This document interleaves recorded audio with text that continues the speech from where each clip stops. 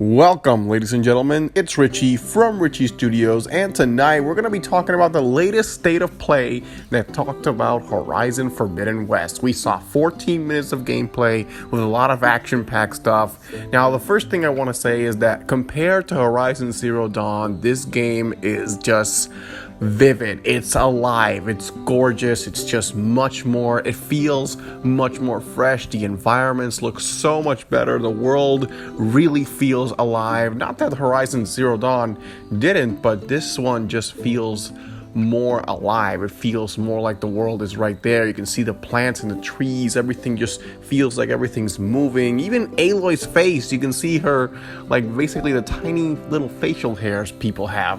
Like, the details, the level of details and graphics in this game have really made the game's world feel more immersive. It feels like a living, breathing world, and I think that's going to be one of the biggest selling points for Horizon Zero Dawn, just the amount of detail that this game has and all the cool, crazy mechanics that they're adding into it, especially the whole glider thing, which looks really cool, the way Aloy glides that. Obviously, they took inspiration from Breath of the Wild.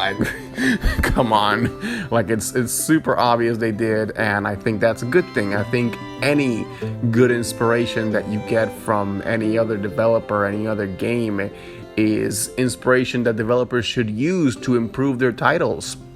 I also like the fact that they're making a lot more of an emphasis on melee combat. I personally just adore the animations where Aloy is fighting the tribesmen over there. It's just so cool. The way there's even a part where she uses like a little energy thing, like a little electricity thing with her spear that like pushes the hammer guy off, which looks really cool. I gotta admit, that's kind of anime. That's why I find it so cool personally. It feels super anime, and just everything about this title to me is just incredible because I love Horizon Zero Dawn, the original game. I love the world. I love the concept that we're in a post-apocalyptic world. I love everything in the game, from the characters to the machines to the world itself. I love it. I absolutely adore it. And just seeing another title just be better than the original, because I can already tell that Forbidden West is going to be way better than Zero Dawn. They're just improving so many other aspects of the game. It looks incredible, and I can't wait for the title to release. I do think that in this game, we're going to see a decent amount of machines that we didn't obviously saw in the original game. We're already seeing that with the Velociraptors that we're getting in this game. They look so cool. The way Aloy just jumps all over the place, goes from one place to another, feels really cinematic, which is something I want to talk about. If y'all remember clearly, the first gameplay trailer we got for Horizon Zero Dawn also felt pretty cinematic. It felt super incredible and all that. And then when you actually play the game, you kind of notice that not a lot of those scenes where you fight, the machines feel as cinematic as the original trailer. Like, I don't know what it is, but it just, you don't usually, even though you do hear Aloy talking throughout the game when you fight machines and stuff like that, you don't usually hear her say complex phrases related to story and stuff like that.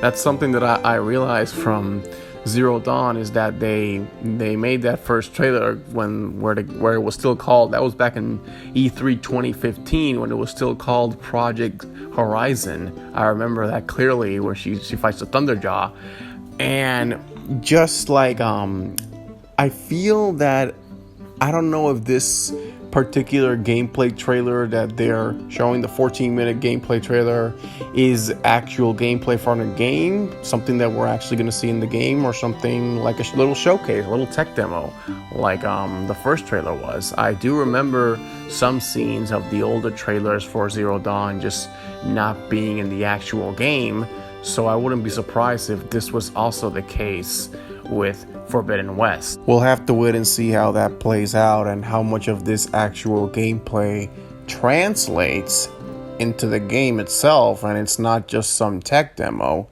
I believe that the storm that we're seeing in this game, that's killing all life, is somehow related to Hades. Because if you all remember at the end of Horizon Zero Dawn, the main antagonist, the AI, Hades, the evil AI, he didn't die. Like, it didn't die. It was still alive, and it went over to freaking Silence, who was your ally throughout the entire game. He was like basically your little Fi or your little Navi who gave you advice and talked to you throughout the adventure and stuff like that. It's kind of revealed that Silence isn't a good person. He's definitely working with Hades through something, and we see him in the trailers for Forbidden West where he is with the tribespeople, and I presumably believe that he's the one who's been teaching them how to override machines and stuff like that. So perhaps Silence is going to have a much bigger emphasis in this title. We don't know if he's going to be the main villain. I do believe Hades is still going to be the main villain. I don't know specifically if the whole storm thing is all of Silence and Hades doing. I do know that the whole red essence seems pretty similar to Hades. So I'm just assuming here, making assumptions.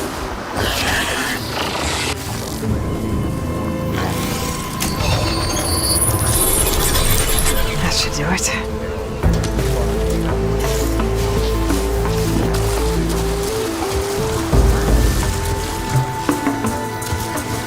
Help's on the way, Erend.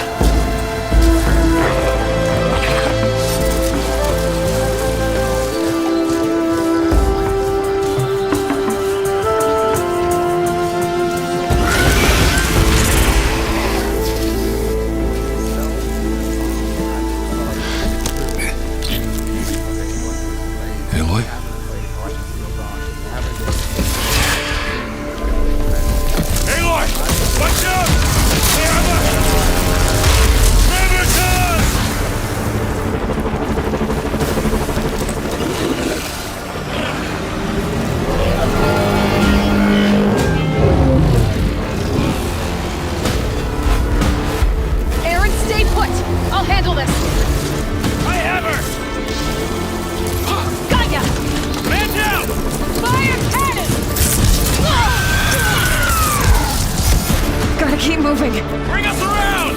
Taking course! Fire now! That must have hurt. Fire!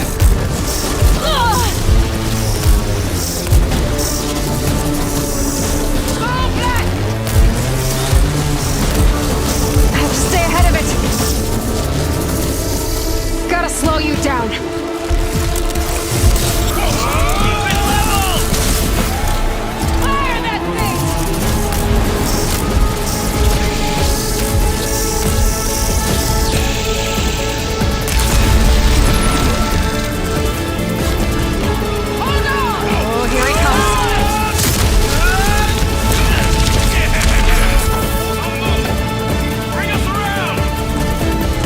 To hit back. Get me ready!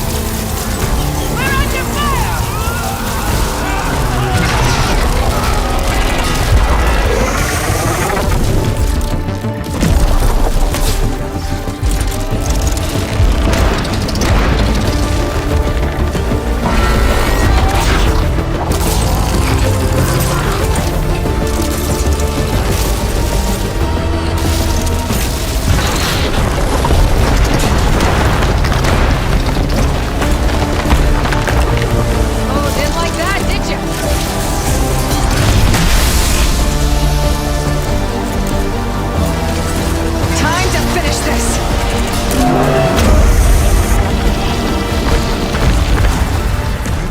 Civilizations look like, people that lived in the Stone Age.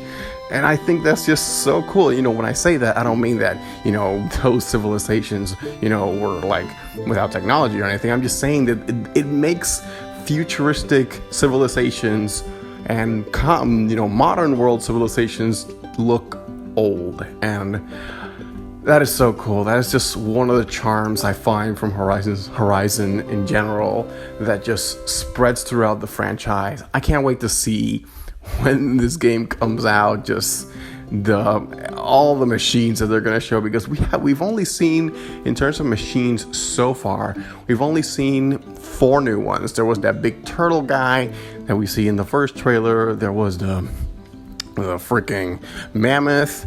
There were the velociraptors. I forgot the name. We got to look that up. And the other one was a pterodactyl in the first trailer.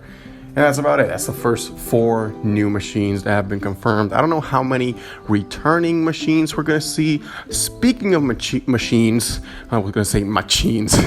I do believe that machines in this game, as far as I'm concerned, as far as I'm looking at them, they seem to have much more personality. They seem to look more like actual animals, like actual creatures. Because I remember the original machines, even though they were still resembling creatures and animals, you looked at their faces and their facial features, and they looked all messed up. They looked like robots. They didn't really have faces. Not even the Thunderjaw has a face. Now that you look at the velociraptors in this game, and they look like just robotic velociraptors. And some people may argue that this could take away a little bit of the sense of like the charm that Horizon in general brings to the table, but I think it's just better that they're making machines still look like the classic machines, but just with much more personality. I find that really, really, really good that they're still able to do this, to bring so much personality into these characters, into these machines, and just like, even though they're still grabbing onto that small little charm, that they have, the way they just make things so cool. Just, I don't know. I just love how they're doing it, and I can't wait to see other machines in the game. More stuff, more gameplay features, more mechanics, more boss battles.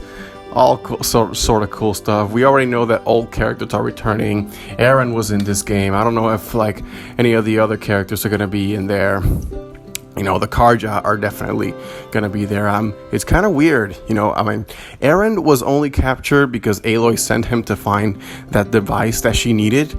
But I don't know if this means that the Karja are not the big boys in town anymore, especially since we have these tribesmen that are so rebellious, and now they can control machines, something the Karja couldn't do. Karjas did not possess the ability to override machines, and now this tribe is probably going to be the quote-unquote alpha tribe that we're going to see in the game, because they're relentless. The West is just relentless. These people have knowledge that the people, who grew up, in the area where Aloy lives just don't, so they're going to be the most strongest people that we're going to face. We already know that they can override machines, and they got their civilization, and they even got silence on their side, which is not a good thing. So I loved every second of this presentation, and I can't wait for Sony to show us more about Horizon Forbidden West. I've talked so much already, I can't stop talking. But I could go on talking about Horizon Forbidden West for hours with you guys. I have to stop myself at one point.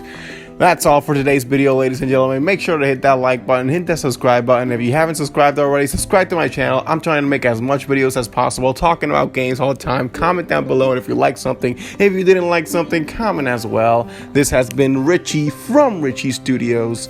I'm your host. Now and always, take care.